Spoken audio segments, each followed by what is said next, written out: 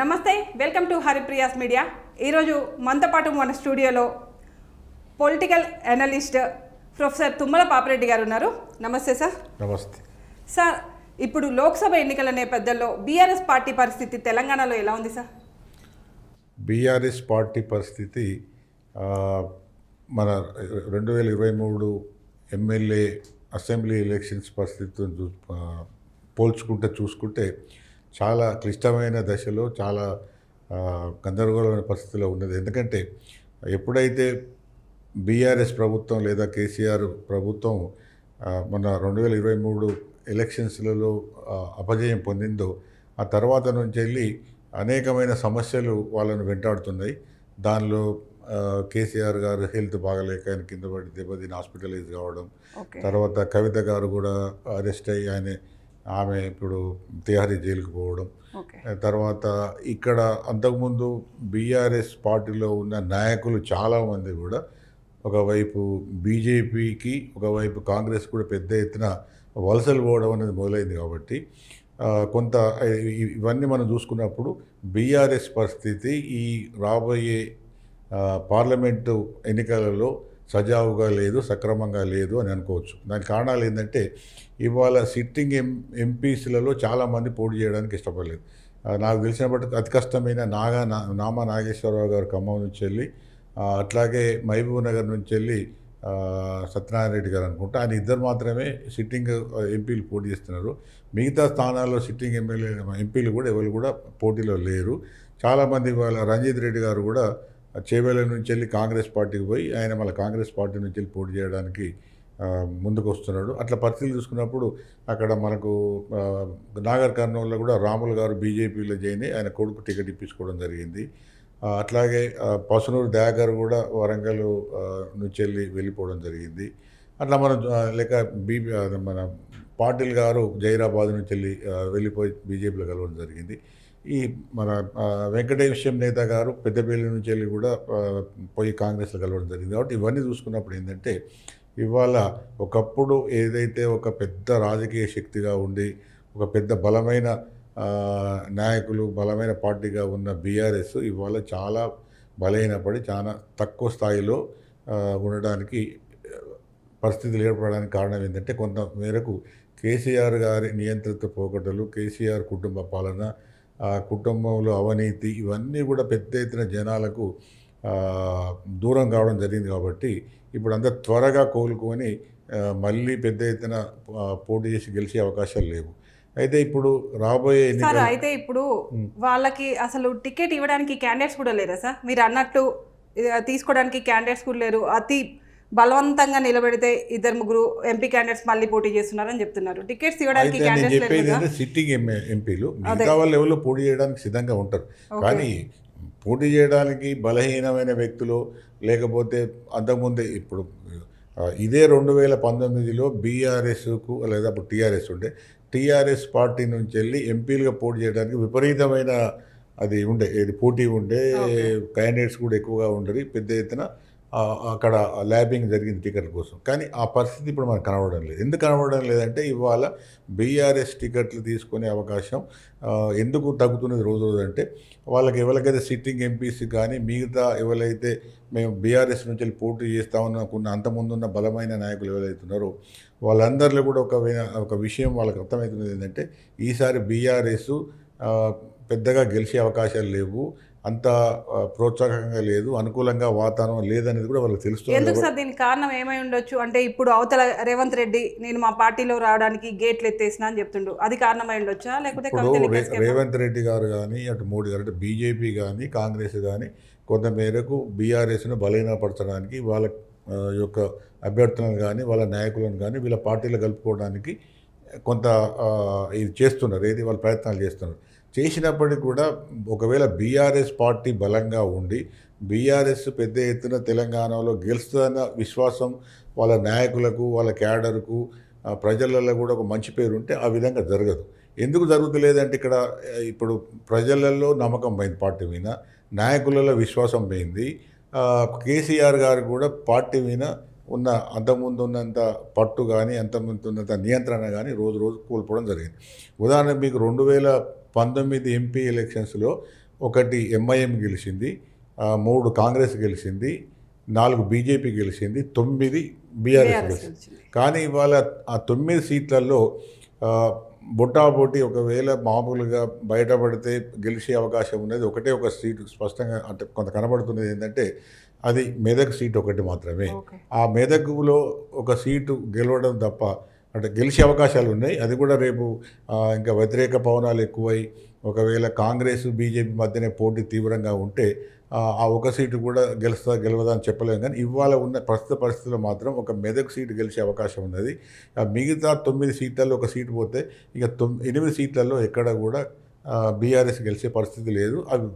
అది పోగా మిగతా కాంగ్రెసు బీజేపీ గెలిచిన స్థానాలు ఏవైతున్నాయో ఆ స్థానాలలో కూడా ఒక సీటు కూడా వీళ్ళు బీఆర్ఎస్ గెలుచుకునే పరిస్థితి లేదు. కాబట్టి అది పెద్ద ఎత్తున ఒక విధంగా వాళ్ళకు పార్టీకి నష్టమే.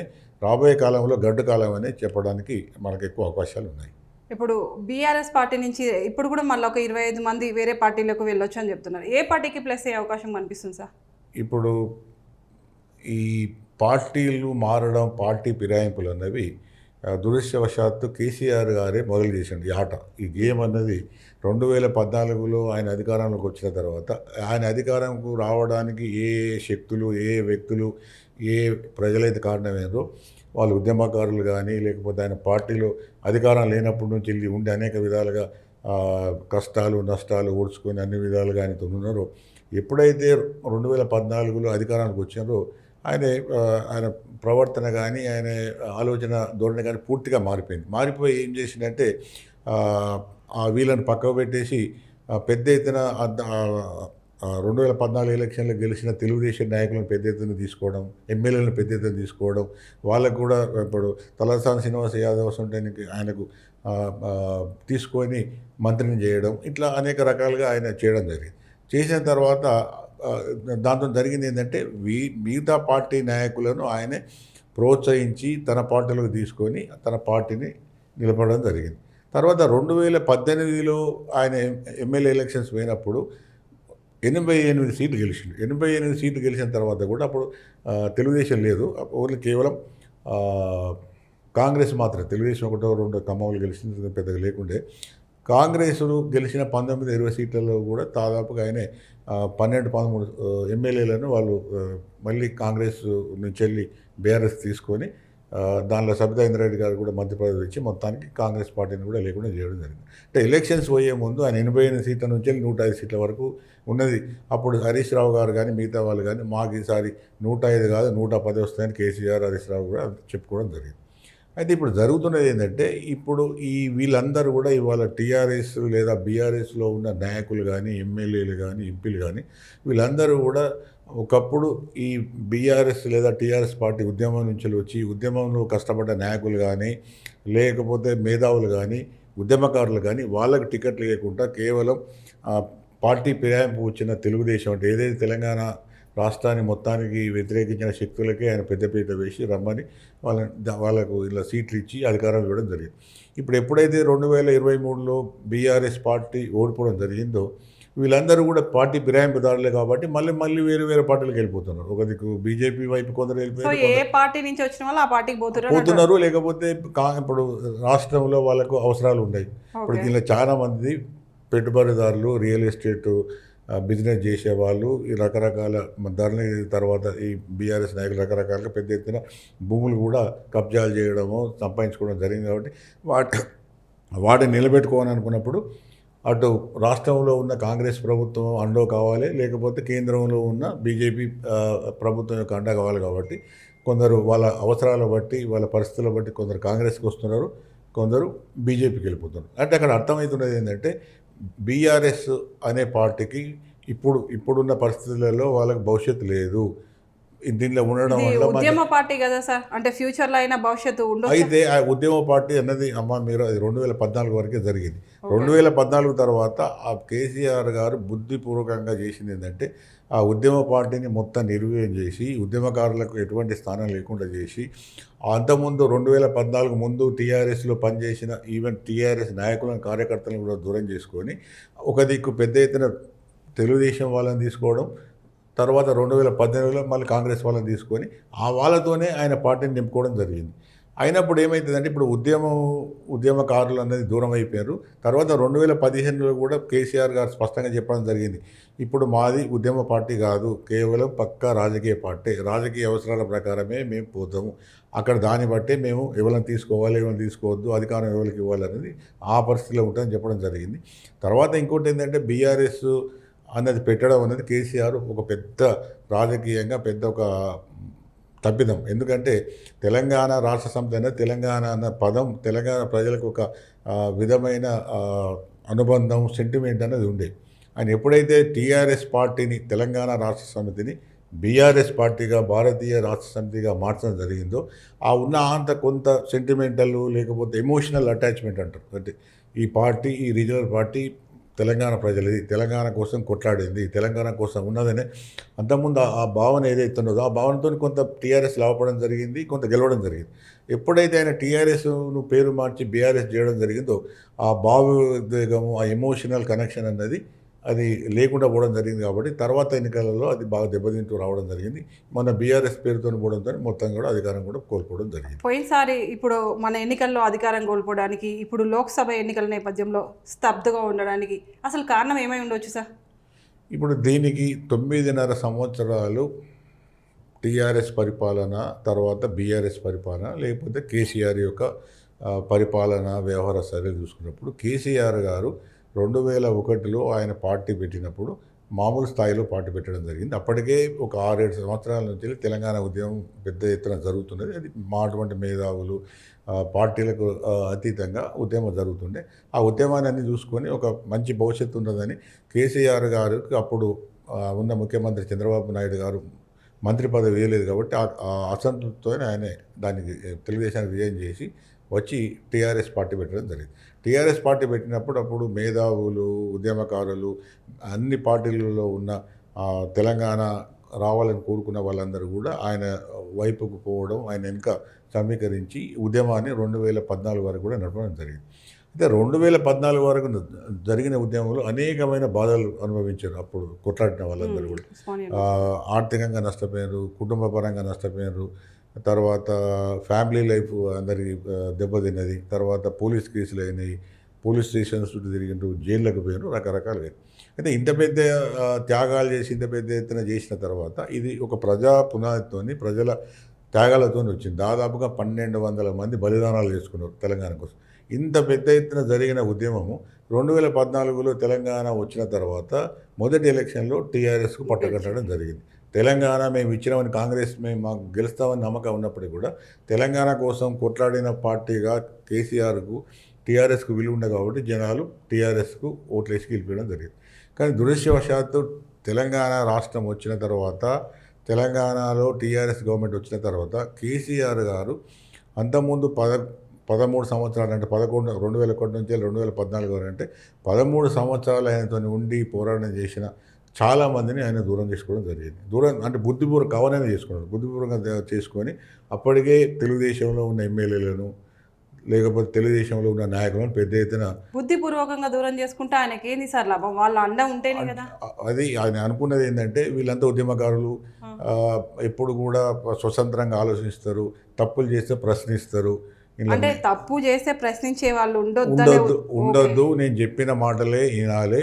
తర్వాత ఇంకోటి ఏంటంటే ఈ కొత్త నాయకత్వం, ఎందుకంటే అప్పుడు పోరాడిన వాళ్ళంతా కూడా ఎటువంటి భయాలు లేకుండా అనేక త్యాగాలు చేసి ఆంధ్ర ప్రభుత్వానికి, ఆంధ్ర పెట్టుబడిదారులకు అంటే ఒక బలమైన వర్గానికి వ్యతిరేకంగా కొట్లాడిన వాళ్ళు. ఒకవేళ కేసీఆర్ గారు వచ్చిన తర్వాత ఆయన నియంత్రణ పోకడలు చేస్తే ఒప్పుకోరు అనేది ఒక భయం ఉండే. రెండవది ఏంటంటే ఆల్రెడీ ఒక పేరున్న నాయకులను నేను ఆకర్షించి దీనిలో చేసినప్పుడు తెలుగుదేశం పార్టీని మొత్తానికి జీరో చేసిండు.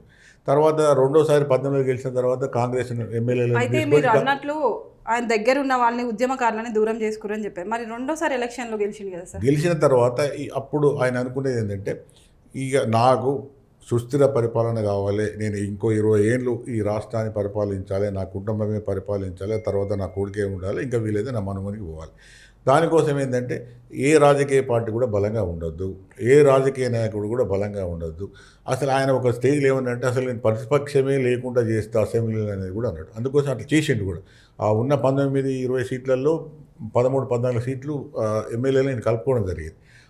దీనికి కారణం ఏంటంటే ఇది ఏదైతే ప్రజా పునాదితోని ప్రజల బలంతోని వచ్చిన పార్టీ ఏదైతే ఉన్నదో ఇది 2014లో అధికారం వచ్చిన తర్వాత క్రమేపీ అదేం చేసిందంటే ఒక కుటుంబ పాలనగా కేసీఆర్ కొడుకు, కేసీఆర్ బిడ్డ, కేసీఆర్ అల్లుడు, కేసీఆర్ సంబంధించిన ఇంకా కొంతమంది బంధువులు వాళ్ళ స్నేహితులు అంటే ఒక ఒక ఇది ప్రజా ఉద్యమం నుంచి వెళ్ళి ప్రజాబలం నుంచి వచ్చిన పార్టీ, గెలిచిన పార్టీ అది క్రమేపీ ఒక స్వంత పార్టీగా ఒక స్వంత అంటే ఒక ప్రైవేట్ అఫేర్గా మార్చివేయడం జరిగింది. కుటుంబ పార్టీగా కుటుంబ పార్టీగా అంటే కుటుంబ పార్టీ అంటే ఇక నాది నా ఇది తెలంగాణ నా ఇష్టం అని కాడికి పోయింది. పోయి ఆయన 2018 గెలిచిన తర్వాత కేసీఆర్ గారు 88 సీట్లు వచ్చిన తర్వాత ఆయన ఎంత పెద్ద భ్రమలకు వెళ్ళిపోయిందంటే ఇక మొత్తం అసలు తెలంగాణ అంటేనే కేసీఆర్ అంటేనే తెలంగాణ, అసలు కేసీఆర్ కుటుంబం అంటేనే తెలంగాణ కుటుంబం అంతా నేనే అనే ఒక అభిప్రాయానికి పోవడం జరిగింది. ఆయన 2018 గెలిచిన తర్వాత కూడా దాదాపుగా ఒక మినిస్టర్ని పెట్టుకొని మిగతా మంత్రివర్గం లేకుండా కూడా దాదాపు చాలా నెలలు ఆయన అధికారం చేయడం జరిగింది. అంటే అప్పటికే ఆయన నియంత్రిత పోగడలు పోవడం, ఎవడు కూడా ఏం లేదు అంతా నేను చెప్పినట్టు వినాలి, అంత నా చుట్టే తిరగాలి. ఆ తర్వాత ఏమైంది, ఫామ్ హౌస్కి పరిమితం కావడం, ఫామ్ హౌస్ నుంచి వెళ్ళి పరిపాలన చేయడం, సెక్రటరియట్కి రాకపోవడం, ఆ ప్రగతి భవన్లో ఉన్న ఆఫీస్ ఉన్నా కూడా అక్కడికి కూడా ఎవరైనా జనాలు రానియకపోవడం. అంటే దీన్ని ఏంటంటే ప్రజలకు క్రమేపీ పెద్ద ఎత్తున దూరం అయిపోయాడు. ప్రజలకు దూరం అయిపోయి ప్రజలు ఏం కోరుకుంటారో కూడా పట్టించుకోకుండా, ప్రజాభిప్రాయం లెక్కలోకి తీసుకోకుండా ఆయన తోసిన విధానాలు ఇష్టం వచ్చినట్టు చేయడంతో ఇష్టారాజ్యంగా చేయడంతో ఒక విధంగా ప్రజలకు దూరమైంది. తర్వాత అనేకమైన వాగ్దానాలు చేసి ఆ వాగ్దానాలు చాలా మట్టుకైన అవి మరి వాగ్దానాలు భంగం అయితే ప్రజలలో అసంతృప్తి వస్తుంది, ప్రజలలో నాకు వ్యతిరేకత వస్తుంది అనుకోలేదు. ఉదాహరణకు ఆయన ఫస్ట్ వాగ్దానం ఏంది, నేను గెలిస్తే దళిత ముఖ్యమంత్రిని చేస్తా, చేయలేదు. దళితులకు 3 ఎకరాలు ఇస్తా, చేయలేదు. డబుల్ బెడ్రూమ్లు కట్టిస్తా, ఇవ్వలేదు. నిరుద్యోగ వృత్తి ఇస్తా, ఇవ్వలేదు. రైతులకు రుణమాఫీ చేస్తా, చేయలేదు. ఇట్లా నీకు లెక్క పెట్టుకుంటా పోతే చాలా విషయాలలో కూడా ఆఖరికి లేటెస్ట్గా దళిత బంధు కూడా ఇస్తా అని చెప్పి కూడా చాలామందికి ఇవ్వలేదు. తర్వాత బీసీ బంధు ఉన్నది. అంటే చాలా ప్రోగ్రామ్స్ పెద్ద ఎత్తున హఠాత్తుగా చెప్పడం చేయడం, మళ్ళీ ఇవి నిరంతరంగా అమలు చేస్తా, ఇప్పుడు ఒకసారి చేస్తా. అంటే ప్రజలు ఆయన ఏమనుకుంటారంటే నేనేం చెప్పినా కూడా ప్రజలు నమ్ముతారు. అంటే ఇప్పుడు కూడా అదే చెప్తుండే కదా సార్, గలం దళం ఇంకా బీఆర్ఎస్ఏ ప్రజలు మోసపోయారు, ఇప్పుడు కళ్ళు తెరుస్తున్నారు అంటున్నారు. ప్రజలు 2014 నుంచి వెళ్ళి 2023 వరకు మోసపోయినామని ప్రజలు అనుకున్నారు కాబట్టి ఇవాళ ఆయన పక్కకు పెట్టి ఇలా కాంగ్రెస్ని అధికారంలో తీసుకొచ్చారు. కాబట్టి ఇప్పుడు ప్రజలు రియలైజ్ అయిన అంటే వాస్తవాన్ని గ్రహించారు కాబట్టి ఆయనకు ఓట్లు వేయలేదు. అక్కడ కేసీఆర్ గారు అనుకున్నట్టుగా ఇంకా దళము బలము గలం అన్నీ పోయినాయి. దానికి బెస్ట్ ఎగ్జాంపుల్ ఏంటంటే మొన్న కవిత గారు అరెస్ట్ అయినప్పుడు తెల్లారి బంద్ అంటే రాస్తా రోకోలకు నిరసనకు పిలిపించడం జరిగింది. పెద్దగా స్పందన ఎక్కడి నుంచి రాలేదు. ఇప్పుడు ఈ కవిత అరెస్ట్ అనేది కూడా ఎఫెక్ట్ పడుతుండొచ్చా సార్ లోక్సభ ఎలక్షన్ విషయంలో? నా ఉద్దేశంలో కవిత అరెస్ట్ అనేది అది పెద్ద ఎలక్షన్లో ఒక ఇష్యూగా రాదు. మరి బీఆర్ఎస్ పార్టీ పైన సార్ అంటే ఇప్పుడు బీఆర్ఎస్ నుంచి ఈ అరెస్ట్ల నేపథ్యంలో వేరే పార్టీలోకి జంపులు జరిగే అవకాశం ఏమైనా ఉందంటారా? ఇప్పుడు మన కవిత గారి అరెస్ట్ అనేది చాలా రోజుల నుంచి నడుస్తున్న కేసు, లిక్కర్ స్కామ్ కేసు ఢిల్లీలో. ఇది ఇక్కడ తెలంగాణ రాష్ట్రం జరగలేదు, ఢిల్లీ మద్యం పాలసీ మీద జరిగిన విధానంలో ఈమె పెద్ద ఎత్తున అక్కడ ఎంటర్ అయ్యి అక్కడ మద్యం షాపులలో రేట్లు పెంచేసి వాళ్ళకి అనుకూలంగా ఉన్న వాళ్ళని పిచ్చి ఒక 100 కోట్లు అక్కడ సిసోడియా గారికి అంటే డిప్యూటీ సీఎంకు, తర్వాత కేజ్రీవాల్ గారు సీఎంకి ఇచ్చిందనేది ఆరోపణ. దానిలో వాస్తవాలు ఉన్నాయి, బయటకు వస్తున్నది. దాని మీద అనేక సార్లు ఈడీ కానీ సిబిఐ కానీ ఆయన ప్రశ్నించడం జరిగింది. చాలాసార్లు ఇప్పుడు ఎమ్మెల్యే ఎలక్షన్స్ ముందు కూడా చాలామంది జనాలు గట్టిగా నమ్మింది ఏంటంటే బీజేపీకి బీఆర్ఎస్కు ఏదో అభిమాన గట్టి సంబంధం ఉన్నది, 2 పార్టీలు లోపల ఒకటి బయటకు ఎన్ననుకున్నా అన్నది వాళ్ళు అట్లనే చేశారు. ఒక స్టేజ్లో కవితను రేపు అరెస్ట్ చేస్తామన్న దూరం పోయిన తర్వాత తెల్లారి నుంచి గప్చిపోయిపోయారు. కాబట్టి ఇప్పుడు అరెస్ట్ చేయడంతో ఇప్పటికి కూడా కొంతమంది జనాలలో ఉన్న అనుమానం ఏంటంటే బీఆర్ఎస్ బీజేపీ హైలైట్ కావాలి, కాంగ్రెస్ని వెనుకకు నెట్టేయాలి, ఇది ప్రజల ఆలోచన నుంచి అన్నది కూడా నడుస్తానని కూడా అంటున్నారు. ఇదంతా కూడా మ్యాచ్ ఫిక్సింగే. ఎందుకంటే ఇప్పుడు చేయాల్సినంత అవసరం గొప్పగా ఏం లేదు. కానీ ఎలక్షన్స్ ముందు ఒకటేమో బీజేపీ రాజకీయ అవసరాల కోసం చేసుకున్నది. ఎందుకంటే ఒకవైపు జనాలు చెప్పేది ఏంటంటే మాకు బీఆర్ఎస్ సంబంధం లేదని అంటే చెప్పి రేవంత్ రెడ్డి చెప్పింది సార్, జనాలు కాదు. అంటే ఆడపిల్లని అరెస్ట్ చేసినావు అట్లా రేవంత్ రెడ్డి గారు ప్రెస్ మీట్ పెట్టి చెప్పేసి ఇప్పుడు రాజకీయ నాయకుడు ముఖ్యమంత్రి ఒక కాంగ్రెస్ పార్టీ కాబట్టి ఆయన ఏమీ చెప్పుకోవచ్చు. కానీ జనాలలో కూడా ఒక అభిప్రాయం ఏమన్నదంటే ఈ టైమింగ్ ఏంది, ఇప్పుడు చేయాల్సిన అవసరం ఏంది అన్నది ఇప్పుడు సహజంగా ఆలోచన పరులలో కూడా బీజేపీని అదే ఉన్నది. అంతకుముందు అంత పెద్ద ఎత్తున డిప్యూటీ సీఎంని తీసుకుపోయి జైలు వేసి 1 year తర్వాత కూడా ఈమెను అరెస్ట్ చేయకుండా చాలా రోజుల నుంచి ఇప్పుడు చేయడంలో టక్క నుంచి చేయడంలో ఎలక్షన్ నోటిఫికేషన్ వచ్చింది. ఆనాడు మోడీ గారు కూడా ఇక్కడ హైదరాబాద్లో ఉన్నారు, చేయడంలో అర్థమైంది అనేది కూడా ఇప్పుడు కూడా చాలామందికి అనుమానం. రేవంత్ రెడ్డి గారు మాట్లాడితే ఆయన ముఖ్యమంత్రి రాజకీయ నాయకుడు మాట్లాడుకోవచ్చు, కానీ జనాలు కూడా అనుకుంటున్నారు ఈ విషయం. కాబట్టి కవిత అరెస్ట్ విషయం అది ఇంకా అంతో ఇంతో ఇంకా బీఆర్ఎస్కే మైనస్ అవకాశం ఉన్నది. కానీ అది అదే సార్, బీఆర్ఎస్కి అది కూడా మైనస్ అయిందా? మైనస్ అవుతుంది. ఎందుకు మైనస్ అవుతుంది అంటే సింపతి ఉండొచ్చు కదా సార్. సింపతి అనేది ఎప్పుడు వస్తుందమ్మా, ఒక అన్యాయంగా ఏమన్నా ఒక అంటే వాళ్ళు అంతే మాట్లాడుతున్నారు సార్, మా ఆడబిడ్డని అన్యాయంగా అరెస్ట్ ఇప్పుడు చేశారు. అదే ఆడబిడ్డ అంటే ఇక్కడ తెలంగాణలో అనేక మంది ఆడబిడ్డలు చాలా మంది చనిపోవడం జరిగింది, రేప్ కేసులు జరిగినాయి, అనేక విధాలుగా ఇబ్బందులు అయ్యారు. ఎన్నడూ కూడా వాళ్ళు అయ్యో మా ఆడబిడ్డాన్ని ఈ కవిత గారని లేదు, మిగతా వాళ్ళని లేదు, ఎవరని లేదు, వీళ్ళ ప్రభుత్వం అంతకన్నా కూడా పట్టించుకోలేదు. ఇప్పుడు ఇక్కడ మీకు పెద్ద సిటీలో ఒక రొమేనియా అమ్మాయి, ఫారిన్ అమ్మాయిని, ఒక 16 ఏళ్ళ అమ్మాయిని ఇన్నోవా మూవింగ్ దానిలోనే రేపు కేసు పెద్ద ఎత్తున దాని మీద ఇవ్వలేం పట్టించుకోలేదు. మరి కవిత గారు ఏం మాట్లాడలేదు, టీఆర్ఎస్లు మాట్లాడలేదు. ఇప్పుడు కవిత గారు అరెస్ట్ అయితేనే తెలంగాణ సమాజంలో ఉన్న ఆడపడుచులకు అంత అన్యాయం జరిగింది, స్త్రీలకు అంత అన్యాయం జరిగింది అంటే వాళ్ళు అనుకోవచ్చు, కానీ జనాలు ఏమనుకుంటారు. అంత స్త్రీలు అంతగానే అనుకుంటారు. ఎందుకు అనుకుంటారు అంటే ఒక స్త్రీ అయి ఉండి లిక్కర్ బిజినెస్లో పోవడం ఏమిటి, ఇంకా వేరే బిజినెస్లో ఏమైనా ఉంటే అర్థం చేసుకోవచ్చు, కానీ లిక్కర్ అనేది స్త్రీలకు పడని విషయం. ఎందుకంటే సహజంగానే స్త్రీలు మద్యాన్ని వ్యతిరేకిస్తారు. ఎందుకంటే తాగి వచ్చి భర్తలు పెట్టి ఇబ్బందులు స్త్రీలకు చాలా విషయాలు తెలుసు కాబట్టి అటువంటి బిజినెస్లో ఈమె ఎందుకు పోయింది అనేది ఇప్పుడు చాలామంది యొక్క ప్రశ్న. అందులో ముఖ్యంగా మహిళలలో అదే చర్చ జరుగుతుంది ఇప్పటికి కూడా స్టిల్. కాబట్టి ఆమె అనుకున్నట్టుగా పిఆర్ఎస్ అనుకున్నట్టుగా సింపతి రాలేదు. సింపతి రాకపోగా చాలామందిలో ఏమున్నదంటే ఇప్పటికైనా కూడా న్యాయం జరిగింది, ఆమె ఎన్నడో పోవాల్సి ఉండి ఇప్పుడు పోయింది అనుకునే వాళ్ళ సంఖ్య కూడా ఎక్కువనే ఉన్నది. కాబట్టి పెద్ద ప్రతిస్పందన రాలేదు, సింపతి రాలేదు, జనాలు రోడ్ల వెనుక రాలేదు, ఏం అడగలేదు, ఏమి చేయలేదు. ఇప్పుడున్న పరిస్థితుల్లో బీఆర్ఎస్ పార్టీ ఎన్ని సీట్లు గెలిచే అవకాశం ఉంటుంది సార్? ఇప్పుడున్న పరిస్థితుల్లో బీఆర్ఎస్కు నా ఉద్దేశంలో 0 నుంచి 1. అంతనా? అంటే 0 నుంచి 1 అంతే. ఒక 2 సార్లు మన రాష్ట్రాన్ని తెలంగాణ వెళ్ళినప్పటికీ కూడా నేను చెప్తా దాని కారణాలు ఏంటంటే ఒక మెదక్ స్థానం మాత్రం గెలిచే అవకాశం ఉన్నది. ఓకే. ఇప్పుడు మొన్న వాళ్ళకి 39 స్థానాలు వచ్చినాయి, ఏది బీఆర్ఎస్కు. 39 స్థానాలలో వాళ్ళకు 17 స్థానాలు హెచ్ఎండిఏ పరిధి. అంటే ఇప్పుడు ఎంపీ మల్కాజిగిరి పరిధి, తర్వాత సికింద్రాబాదు ఎంపీ పరిధి, తర్వాత చేవెళ్ళ పరిధి. ఈ 3 దానిలో కలిసి సరే హైదరాబాద్ పరిధి అంతా ఎంఐఎంకి వచ్చినాయి. దానిలో కూడా రాజాసింగ్ గెలిచినాడు. అయితే బీజేపీ ఇది ఈ 3 ఎంపీ స్థానాలు మల్కాజిగిరి, సికింద్రాబాదు, చేవెళ్ళి. మామూలుగా అయితే ఇప్పుడు ఆ లెక్కల ప్రకారం చూసుకున్నప్పుడు సునాయాసంగా బీఆర్ఎస్ గెలవాలి, 3 ఎంపీ స్థానాలు గెలవాలి.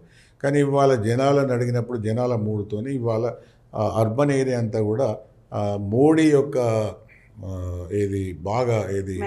మానియా కానీ హవా కానీ మోడీ యొక్క వేవ్ నడుస్తున్నది.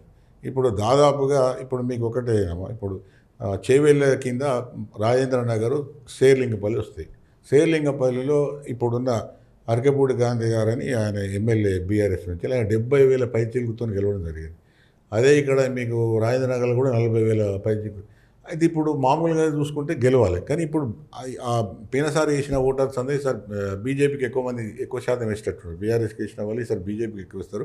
పోయినసారి ముస్లిమ్స్ కూడా ఇక్కడ ఏరియాలో పెద్ద ఎదురని దాదాపుగా 90% ఓట్లు బీఆర్ఎస్ ఇవ్వడం జరిగింది. ఇప్పుడు ఆ బీఆర్ఎస్ వాళ్ళందరూ కూడా ఈసారి కాంగ్రెస్, మన ముస్లిమ్స్ అందరూ కూడా బీఆర్ఎస్కి వేసిన ఓటర్స్ అందరూ కూడా ఇప్పుడు కాంగ్రెస్కి ఇస్తున్నారు. అంటే ఒకవైపు పెద్ద పెద్ద కమ్యూనిటీసే, హిందువులలో మేజర్ కమ్యూనిటీ అటు బీజేపీ పోతున్నది, ఇటు మైనార్టీ ముస్లిమ్స్ ఏమో కాంగ్రెస్ పోతున్నారు. కాబట్టి ఇప్పుడు పెద్ద ఎత్తున ఈసారి బీఆర్ఎస్ ఓటు శాతం కూడా, సీట్లే కాదు సీటుల సమస్య కాకుండా ఓట్ల శాతం కూడా బాగా తగ్గే అవకాశం ఉన్నది.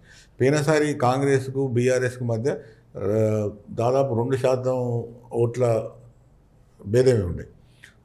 అది ఇప్పుడు చూసుకుంటే అది చాలా తగ్గేటట్టున్నది. ఇప్పుడు హెచ్ఎండిఏ పరిధిలో కూడా 10% కన్నా ఎక్కువ శాతం ఓట్లు పడిపోయే అవకాశం ఉన్నది కాబట్టి ఇక్కడ కూడా ఈ పడిపోయే ఓట్లలో కూడా ఎక్కువ బీజేపీ పోయే అవకాశం ఉంది కాబట్టి ఈ మల్కాజ్గిరి కానీ లేకపోతే సికింద్రాబాద్ కానీ ఈ మహేశ్వరం కానీ బీజేపీ గెలిచే అవకాశాలు ఎక్కువ ఉన్నాయి.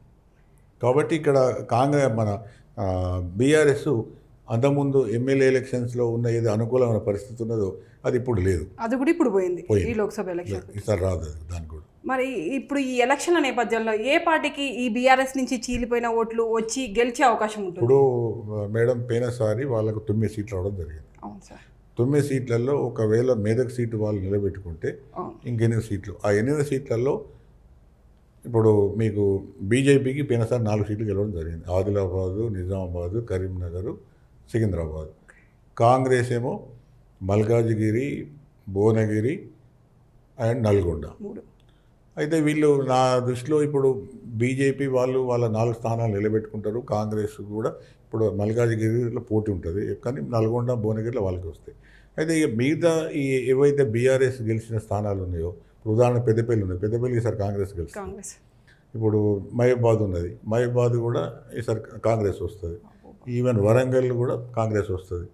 ఖమ్మం అంతకుముందు బీఆర్ఎస్ గెలిచింది, ఖమ్మం కూడా కాంగ్రెస్ వస్తుంది. అంటే ఇప్పుడు ఇవన్నీ కూడా బీఆర్ఎస్ స్థానాలే. అట్లాగే ఇప్పుడు ఇది నాగర్ కర్నూలు కూడా కాంగ్రెస్ గెలిచే అవకాశం ఉంది. మహబూబ్ నగర్లో కూడా ఎక్కువ కాంగ్రెస్ గెలిచే అవకాశం. ఇప్పుడు మీకు జైరాబాద్ చూసుకుంటే జైరాబాద్లో కూడా కాంగ్రెస్కు బీజేపీ మధ్య పోటీ ఉంటుంది. అట్లా చూసుకున్నప్పుడు ఏంటంటే ఒక సీటు ఎంఐఎంకి వస్తుంది, ఒక సీటు 0-1 బీఆర్ఎస్కి వస్తే ఇక 15 సీట్లలో నా ఉద్దేశంలో 7 నుంచి వెళ్ళి 9 వరకు కాంగ్రెస్కి వస్తాయి. 4 నుంచి వెళ్ళి 6 లేదా 7 అది రేంజ్. 4 మినిమం వస్తాయి, 5-6 వరకు అయితే వచ్చే అవకాశం బీజేపీ కూడా ఉంటుంది. కాంగ్రెస్ కూడా 8 నుంచి 9 వచ్చే అవకాశం ఉంటుంది. అంటే ఈ బీఆర్ఎస్కున్న 8 స్థానాలు, కొన్ని స్థానాలు కాంగ్రెస్కి పోతాయి, కొన్ని స్థానాలు బీజేపీకి వస్తాయి. ఓకే సార్, ఇప్పుడు మనం కవిత లిక్కర్ స్కామ్ విషయానికి వస్తే సార్, అసలు ఈ లిక్కర్ స్కామ్ ఎక్కడి నుంచి మొదలైంది, అసలు ఏంటి సార్? లిక్కర్ స్కాము ఇప్పుడు ఢిల్లీలో ఈ లిక్కర్ రేట్లు తక్కువ ఉంటాయి, రేట్లు తక్కువ ఉంటాయి, మద్యం కన్జంప్షన్ కూడా తక్కువ ఉంటుంది, షాప్స్ కూడా తక్కువ ఉంటాయి. అంతకుముందు అయితే 7 o'clockకే బంద్ చేసేది. అక్కడక్కడనే ఉండేది. ఓసారి డ్రై డే అంటే వారానికి ఒక రోజు బంద్ ఉంది. కానీ ఈ యాప్ గవర్నమెంట్ వచ్చిన తర్వాత మరి వాళ్ళ పైసలు అవసరం ఉండేనా లేకపోతే ఏం జరిగిందో, ఈ సదరన్ గ్రూప్ అని ఈ ఇప్పుడు మాగుంట శ్రీనివాసల్ రెడ్డి, మాగుంట వాళ్ళు పెద్ద లిక్కర్ బిజినెస్ వాళ్ళు ఈ కవిత గారు మాట్లాడుకొని మరి అక్కడ సిసోడియా గారితో మాట్లాడే కేజ్రీవాల్ మనకు ఇప్పుడు ఎంక్వైరీ అవుతున్నది, ఎంక్వైరీలో బయటపడుతుంది. అక్కడ ఏంటంటే ఆ మద్యం పాలసీని మార్చి అక్కడ రేట్లు ఎక్కువ చేసి వీళ్ళకి అనుకూలమైన వాళ్ళకు షాప్స్ అక్కడ వచ్చేటట్టు చేసి దాని వలన ఆప్కు లేదా కేజ్రీవాల్ గవర్నమెంట్కు 100 కోట్లు ఇవ్వాలని, 100 కోట్ల ఎంత అనేది రేపు పూర్తిగా సమాచారం తెలుస్తుంది, అది ఇవ్వాలి. ఇచ్చినప్పుడు మళ్ళీ వీళ్ళకి వచ్చే లాభం ఏంటంటే ఆ షాప్స్ అన్ని వీళ్ళకి వస్తున్నాయి, వీళ్ళకి ఇష్టమైన వాళ్ళకి అమ్ముకునే. అంటే అంటారు కదా సార్, కేజ్రీవాల్ అసలు సత్యపరుడు, న్యాయపరుడు. ఇప్పుడు ఏదైనా మేడం వాస్తవాలు బయటకు వచ్చిన తర్వాత ఒకవేళ రేపు ఈ కవిత నోరు విప్పి ఇంట్లో కేజ్రీవాల్ వాటా కూడా ఉన్నది, కేజ్రీవాల్ కూడా పైసలు తినడానికి ఆధారం చూపెడితే కేజ్రీవాల్ కూడా బయటపడుతుంది. కాబట్టి ఇప్పటికే ఆయన డిప్యూటీ సీఎం పోయిండు, ఒక మంత్రి పోయిండు, డిప్యూటీ సీఎం కూడా పోయిండు. ఇంత పెద్ద జరిగిన తర్వాత కేజ్రీవాల్ గారు కూడా నాకేం తెలియదు అంటే కూడా జనాలు నమ్మడం కొంత కష్టం. ఒకప్పుడు అనుకున్నారు, మీరు అనుకున్న మాట మేము అనుకున్నాం, అందరం అనుకున్నాం. యాప్ వచ్చిందే దానికోసం వచ్చింది, ఏది స్వచ్ఛమైన పాలన, చీపుడుతో మేము చేస్తాం. కానీ చాలా వరకు అట్లే చేశారు. మరి ఈ లిక్కర్ స్కామ్లు ఎందుకు చేశారు, ఏం చేశారు అనేది ఇక పూర్వాపరాలు మొత్తం రావాలి. దీంట్లో కూడా ఒకటి ఏంటంటే మేము రాజకీయంగా అనుకునేది ఏంటంటే మొన్న టైమింగ్ ఆఫ్ అరెస్ట్ ఆఫ్ కవిత, ఇక్కడ సమస్య ఉన్నదంటే మోడీ గారికి నార్త్ ఇండియాలో అన్ని రాష్ట్రాల్లో పెద్ద ఎత్తున ఆయనకు సపోర్ట్ రావడం జరుగుతుందని గెలుస్తున్నాడు.